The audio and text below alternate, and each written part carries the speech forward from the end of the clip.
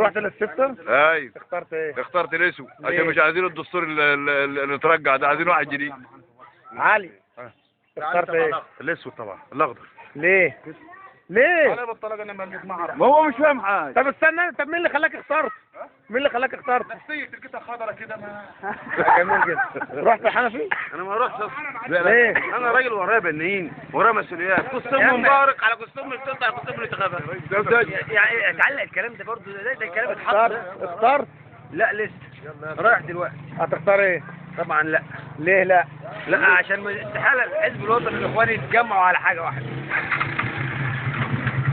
انتخبت يا ابو وهاب؟ هتروح؟ هتختار ايه؟ ايه؟ ليه؟ ايوه ماشي، انت حر في الاختيار. تستقر شويه. عشان ايه؟ عشان البلد تستقر شويه. خالد استفيت ولا لسه؟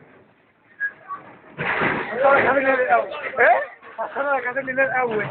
ماشي، انت رحت ولا لسه؟ لسه رحت. هتختار ايه؟ هتختار ايه؟ والله لغايه دلوقتي احتمال الاخضر. ليه؟ ليه؟ نص العام والعام كله. وحيد مش فاهم. لا الناس تدور لي كده. لا.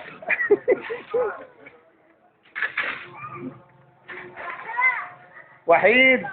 لا لا لا. لا ايه؟ لا انا عارف انا فاضي دلوقتي.